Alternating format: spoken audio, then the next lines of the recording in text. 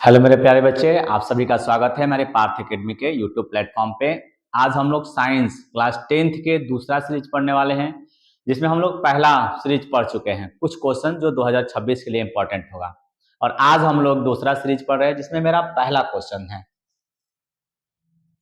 ये आपका दूसरा क्वेश्चन है कि धावन सोडा बनाने की विधि बताइए। धावन सोडा की बनाने की विधि लिखना है। तो सबसे पहले आपको करना क्या होगा कि धावन सोडा जो होते हैं वो होते हैं कपड़ा धोने वाले सोडे को हम लोग धावन सोडा बोलते हैं। और बनाते कैसे हैं? सबसे पहला उसमें हम लोग काम क्या करते हैं कि नमक लेते हैं NaCl, और इसमें अमोनिया और जल का एक ब्राइन बनाते हैं, विलयन बनाते हैं। और इस विलयन में जब हम CO2 पास करते हैं तो सबसे पहले बनता है मेरा अमोनियम क्लोराइड NH4Cl। मतलब यहाँ का NH3 के साथ जुड़ेगा और यहाँ का H जुड़ेगा इस NH3 के साथ, तो बन जाएगा हमारा क्या NH4Cl। ये Cl जुड़ेगा, ये Cl, तो बन जाएगा हमारा क्या NH4Cl। इसका नाम है अमोनियम क्लोराइड। बच गया क्या मेरे पास? यहाँ का बचा मेरे पास Na, यहाँ से बचा OH, और यहाँ का हमारा क्या है CO2। ये जब तीनों एक दूसरे के साथ जुड़ेंगे तब ये बनेगा NaHCO3। इसको बोलते हैं सोडियम बाई कार्बोनेट, जिसको खाने वाला सोडा के भी नाम से जाना जाता है। फिर क्या करते हैं इसमें कि NaHCO3 को 2 मोल लेते हैं, और जब गर्म करते हैं तो निकलता क्या है? गर्म करेंगे तो सबसे पहले हमारा बनेगा Na2CO3 प्लस आपका बन जाएगा H2O प्लस बन जाएगा CO3। जल वाष्प बन के निकल जाएगा और CO2 गैस बन के निकल जाएगा। तो ये जो बन करके तैयार हो रहा है, इसका नाम हम लोग बोलेंगे कौन सा? निर्जल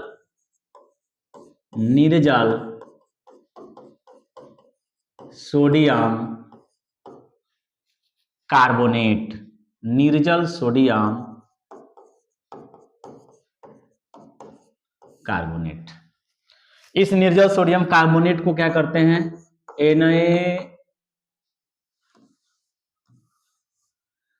निर्जल सोडियम कार्बोनेट को लेते क्या है? Na2CO3, 10 मोल जल मिलाते हैं, 10 मोल H2O, और अचानक ठंडा कर देते हैं, मतलब क्रिस्टलाइन करते हैं,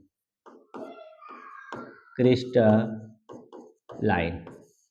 तो ये क्या करता है? इसी में घुल करके एक क्रिस्टल फॉर्म के रूप में प्राप्त होता है Na2CO3 10H2। यही हमारा क्या है? सोडियम कार्बोनेट डेकाहाइड्रेट, मतलब धावन सोडा। यही हमारा क्या है? धावन सोडा के नाम से जाना जाता है।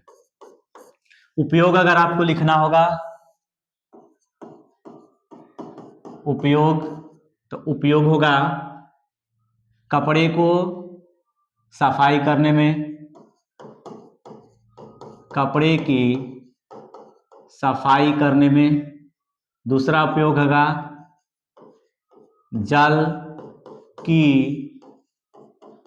कठोरता को दूर करने में। तीसरा हमारा होगा खाने वाला सोडा के निर्माण में, खाने वाला सोडा बनाने में इनका ये उपयोग है। दूसरा क्वेश्चन मेरा है प्लास्टर ऑफ पेरिस। क्या बोला हुआ है? प्लास्टर ऑफ पेरिस के सूत्र लिखिए तथा उपयोग बताइए।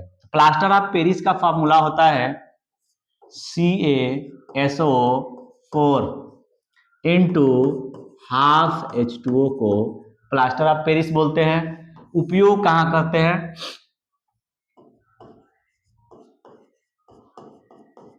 खिलौना बनाने में, टूटे हुए हड्डियों को प्लास्तरा करने में, प्लास्तरा करने में, मूर्ति बनाने में, मूर्ति बनाने में, और शैल्य चिकित्सा में, शैल्य चिकित्सा में दांत बनाने में भी हम इसका उपयोग कर सकते हैं। और ये बनाया कहाँ से जाता है? तो बनाया जाता है जिप्सम से। CaSO4 इंटू 2H2O को जब हम गर्म करेंगे तो ये देगा क्या? लगभग 120 डिग्री सेंटीग्रेड पे। तो यहाँ का 3/2 मोल जल निकल जाएगा। मतलब CaSO4 into 1/2 H2O plus 3/2 H2O बाहर हो जाएगा। अगर मैंने प्लास्टर ऑफ पेरिस में CaSO4 1/2 H2O में जल मिलाया, तो जल मिलाया तो बनेगा क्या? CaSO4 2H2O। मतलब प्लास्टर ऑफ पेरिस को जल के साथ अभिक्रिया कराएंगे तो बनेगा जिप्सम। और ये जो प्रक्रम है इसको बोलते हैं हम लोग क्या? प्लास्टर ऑफ पेरिस का जमना। इसको बोलेंगे क्या? प्लास्टर प्लास्टर ऑफ पेरिस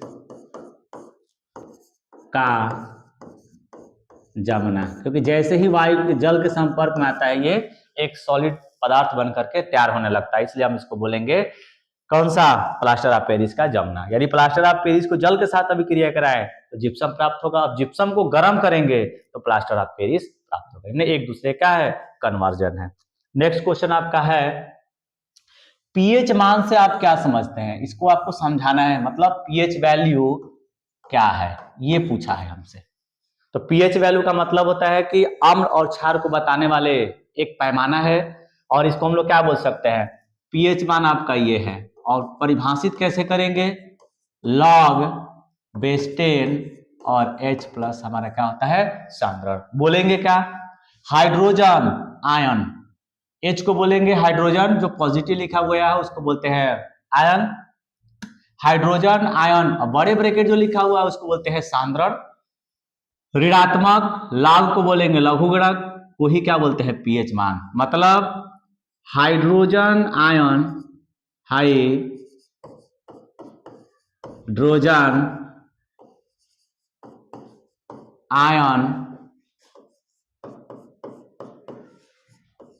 सांद्रण के ऋणात्मक लघुगणक को क्या बोलते हैं? पीएच मान कहते हैं। पैमाने पे चलेंगे तो 0 से कितने तक नंबर लिखा रहता है? 14 तक। इसके पीछे चलेंगे तो पीएच वैल्यू होती है 7 से कम, तो हम बोलेंगे क्या है? अम्लीय है। और इससे आगे बढ़ेंगे तो पीएच की वैल्यू किससे? 8 से हमारा 7 से जो होंगे हमारा अधिक होंगे, तो इसको हम बोलेंगे हमारा क्या है? क्षारीय है। जिस विलयन का पीएच मान 7 से कम आ जाए उसका नाम क्या होगा? अम्लीय विलयन कहलाएगा। और पीएच मान जिसका 7 से अधिक आ जाएगा उसको हम लोग किसके नाम जानेंगे? क्षारीय। और अगर पीएच वैल्यू 7 आ गया तो हम लोग बोलेंगे कि हमारा क्या है? उदासीन है। ठीक, ध्यान रख लीजिएगा। नेक्स्ट क्वेश्चन आपका है धातु अधातु की परिभाषा एवं उदाहरण दीजिए। तो धातु का मतलब होता है कि ऐसे हमारे पास तत्व जो इलेक्ट्रॉन देने की क्षमता रखता है, अपने में से इलेक्ट्रॉन बाहर निकालने की क्षमता रखता है, तो ऐसे हमारे तत्वों को धातु बोला जाता है। जो इलेक्ट्रॉन ग्रहण करने की क्षमता रखता है उसको हम लोग बोलेंगे कौन सा? उपधातु। तो मैं एक एक परिभाषित कर दूं। ये होगा पहला आपका धातु। क्या बोलिएगा? वे तत्व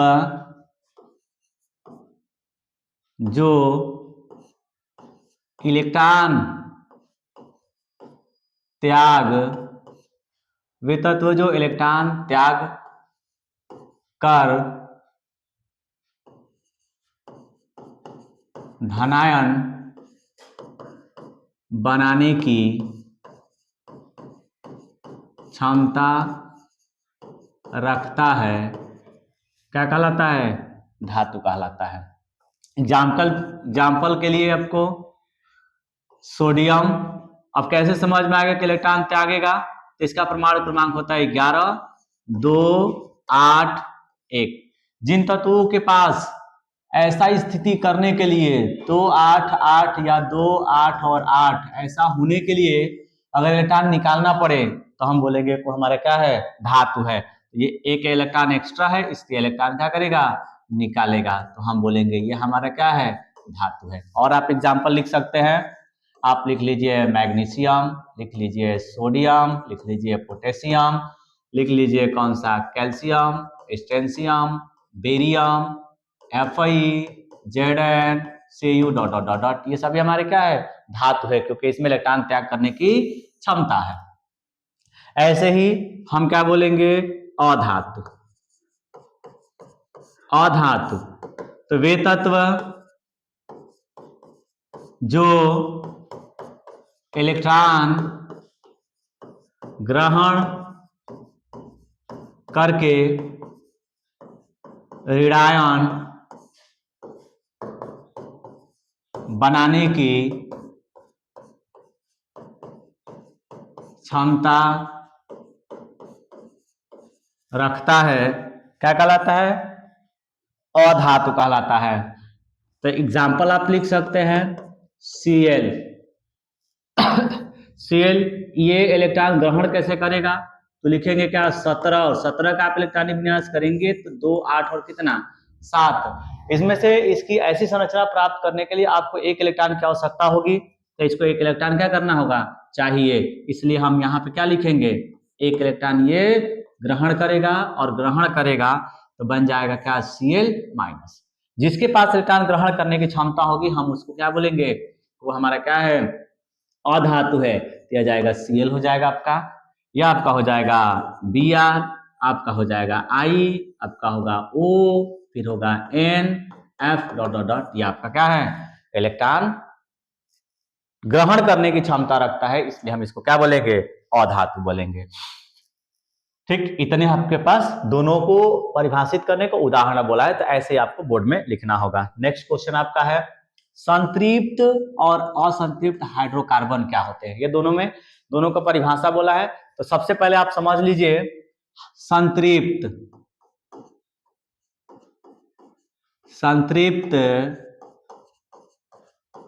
हाइड्रोकार्बन। संतृप्त हाइड्रोकार्बन का मतलब होता है कि ऐसे हमारे पास हाइड्रोकार्बन होना चाहिए जिसमें कार्बन कार्बन के बीच सिंगल आबंध पाया जाता होगा, तो ऐसे को हम लोग बोलते हैं संतृप्त हाइड्रोकार्बन।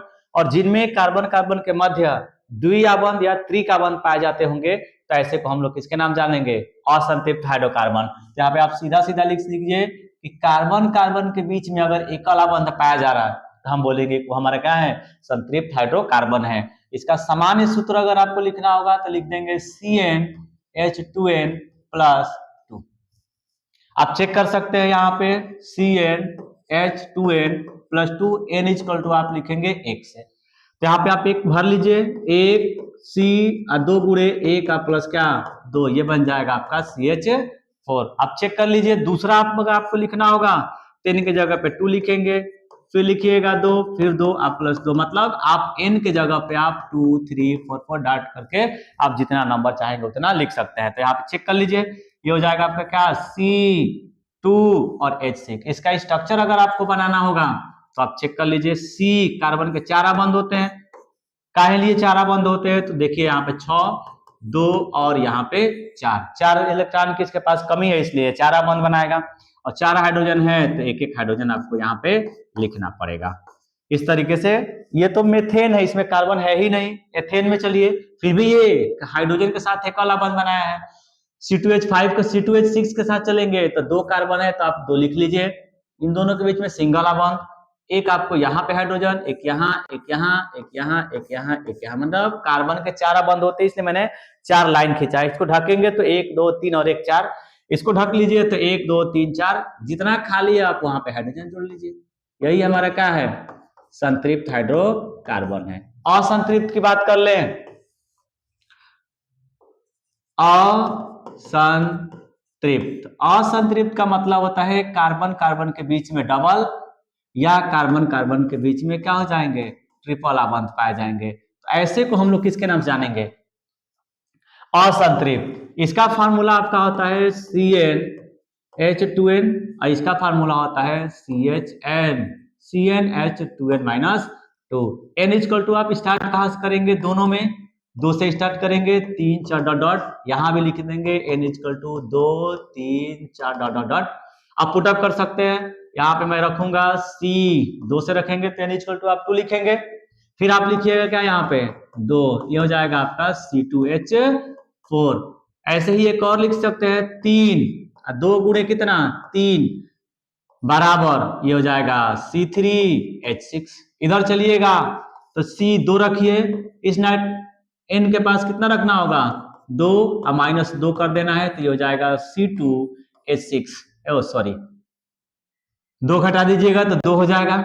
यहाँ पे ऐसे ही रखेंगे 3, तो ये हो जाएगा 2 गुणे 3 -2 बराबर हो जाएगा C3H4। संरचना में देख लीजिए क्या डबल ट्रिपल पाए जाते हैं। तो इसकी संरचना में बना रहा हूं 3 बंध, 1 2 3 कार्बन, इसमें डबल बॉन्ड होना चाहिए तो डबल आप लिख दीजिए, बाकी को सिंगल के साथ जोड़ दीजिए। जितने आपके बॉन्ड बचे हुए हैं आप सिंगल सिंगल आबंध एक एक हाइड्रोजन के साथ जोड़ दीजिए। इसके 1 2 3 और 1 4 हो गया, इसका 1 2 3 3 और बनाना है, इसका कितना 1 2 3 1 2 2 4 2 3 4 1 2 3 4। तो यहाँ पे आपको लिखना होगा क्या H, यहाँ पे H, यहाँ पे H, यहाँ H, यहाँ H, यहाँ H। इस तरीके से आपको क्या करेंगे, एल्कीन का स्ट्रक्चर आपका बन जाएगा। यहाँ पे आप चेक कर सकते हैं 3 कार्बन, यहाँ पे कहीं भी आप ट्रिपल बॉन्ड एक साथ लगा दीजिए, बाकी कार्बन कार्बन को जब तक जुड़ेंगे नहीं तब तक श्रृंखला नहीं बनेगा। तो एक कार्बन इधर से लगा दीजिए, इस कार्बन के पास कितने आबंध 3 और बनाने होंगे, इसको कितने 1, तो जहां खाली है वहां पे हाइड्रोजन जोड़ दीजिए। यहाँ भी आपको क्या करना होगा, हाइड्रोजन जोड़ना होगा। इस तरीके से आप चेक कर सकते हैं कि संतृप्त में कौन से आबंध पाए जाते हैं, सिंगल आबंध पाए जाते हैं, और असंतृप्त में द्वि और त्रिक आबंध पाए जाते हैं। ध्यान रख लीजिएगा, जहां जहां डबल बॉन्ड होगा उसको एल्कीन के नाम से जाना जाएगा, जहां जहां ट्रिपल बॉन्ड होगा उसको किसके नाम से, एल्काइन के नाम से आपको जाना जाएगा। क्या, एल्काइन। ये है आपका एल्कीन, संतृप्त और असंतृप्त हाइड्रोकार्बन। नेक्स्ट आपका क्वेश्चन है एथिल एल्कोहल बनाने की विधि और रासायनिक गुण लिखिए। तो एथिल एल्कोहल बनाने की विधि आपका होगा, हम लोग सीरा से बनाते हैं। क्या करते हैं, सीरा लेते हैं और सीरा का किण्वन कराते हैं। जब सीरा का किण्वन कराते हैं तो ये हमको क्या देता है, C2H5OH देता है, अब प्लस CO2 निकलते हैं। बैलेंस करना होगा तो आप बैलेंस कर लीजिएगा। इस माध्यम से हम लोग क्या बनाते हैं, किण्वन बनाते हैं। किण्वन के माध्यम से हम लोग एथिल एल्कोहल प्राप्त कर सकते हैं। बाकी आप एल्कीन से भी बना लेंगे, हेलो एल्केन से भी बना लेंगे, लेकिन हमारे सिलेबस में केवल किण्वन विधि द्वारा, मतलब सीरे को किण्वन विधि द्वारा हम एथिल एल्कोहल प्राप्त कर सकते हैं। किण्वन का मतलब होता है ईस्ट डाल करके उसको सड़ाना। इस तरीके से हम एथिल एल्कोहल आप बना सकते हैं। विधि हो गई। रासायनिक गुण पूछा है, रासायनिक गुण में आप क्या लिख सकते हैं, रासायनिक गुण लिखना होगा,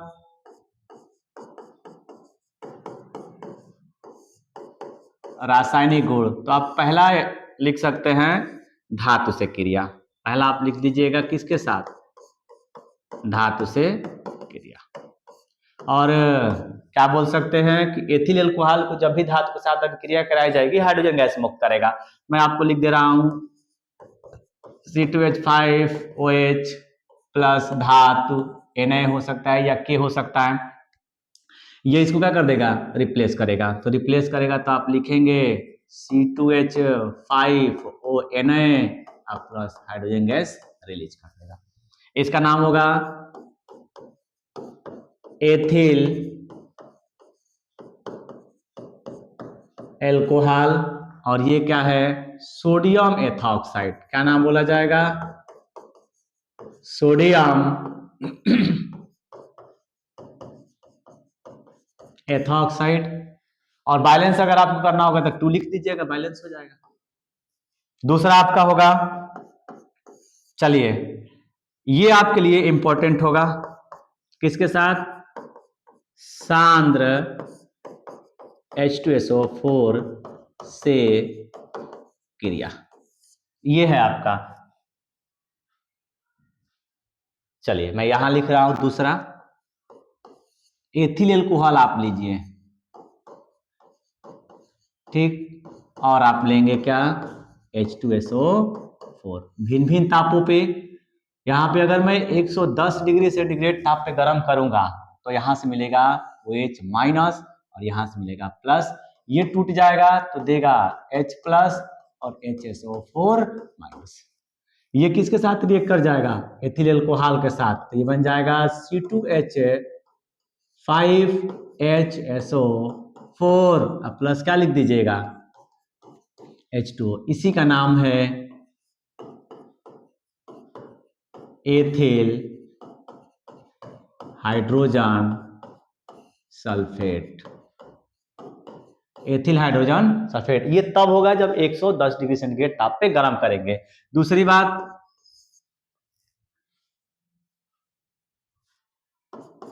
दूसरा इसी एथिल एल्कोहल को कितने पे, 140 डिग्री सेंटीग्रेड ताप पे गर्म करेंगे, तो 140 डिग्री सेंटीग्रेड ताप पे गर्म करने पर उससे पहले मेरा 110 डिग्री सेंटीग्रेड आया हुआ होगा, तो 110 डिग्री सेंटीग्रेड ताप पर एथिल हाइड्रोजन सल्फेट बन चुका होगा। इस एथिल हाइड्रोजन सल्फेट में C2H5HSO4 में आपको क्या मिलाना पड़ेगा, फिर बूंद बूंद करके जब हम H2SO4 एथिल एल्कोहल मिलाएंगे तो यहां से निकलेगा माइनस और यहां मिलेगा प्लस, और ये जब टूटेगा तो ये मिलेगा C2H5O माइनस और प्लस मिल जाएगा क्या, H प्लस। ये H इस H2SO4 के साथ निकल जाएगा तो बनेगा क्या, H2SO4 प्लस C2H5O C2H5। इसका नाम है आपका क्या, ethyl di ethyl ether. Di दो बार है, डाई क्या है, एथिल, और ये क्या है, ईथर, डाई एथिल ईथर है। भिन्न तीसरा देख लीजिए अब, थर्ड नंबर आपका, इसी H2SO4 के साथ जब हम इस एथिल एल्कोहल को H2SO4 के साथ जब हम 160 से 170 डिग्री सेंटीग्रेड ताप पे गर्म करते हैं तब हम लिखेंगे क्या, ये हो जाएगा आपका H, 2 कार्बन है तो मैंने पूरा एक्सपेंड कर दिया है, और ये मिलेगा क्या, OH। ये आपको मिलेंगे माइनस जब ये टूटेगा तो, और ये क्या मिलेगा, प्लस, और ये बॉन्ड जब टूट जाएगा तो ये मिलेगा प्लस और ये क्या मिलेगा, माइनस। ये दोनों एक दूसरे के साथ जुड़ करके बन जाएगा हमारा क्या, H2O प्लस। क्या बच गया, इस कार्बन पे माइनस है और इस कार्बन पे क्या है, प्लस है, तो सबसे पहले आप लिख लीजिए द्विआबंध C। इस कार्बन पे हाइड्रोजन की संख्या कितनी है, एक यहाँ पे है और एक यहाँ पे है, 2 हाइड्रोजन है, इसलिए हम यहाँ कितना लिखेंगे, 2। जस्ट पीछे आ जाइए, इस कार्बन पे भी कितना है, एक और एक, 2 हाइड्रोजन, तो हम यहाँ क्या लिख देंगे, 2। इसी का नाम है क्या, एथीन, या इसी को एथिलीन बोलते हैं। ये H2SO4 के साथ भिन्न भिन्न ताप पे अभिक्रिया है। एक और आप रासायनिक गुण देखिए जिसका नाम है एसिटिक अम्ल के साथ, एसिटिक अम्ल से क्रिया। एसिटिक अम्ल से क्रिया कराएंगे तो इस प्रोसेस को हम लोग बोलते हैं कौन सा, एस्टरीकरण। जो भी हमारा प्रोसेस होगा उस प्रोसेस का नाम क्या होगा, एस्टरीकरण कहलाएगा।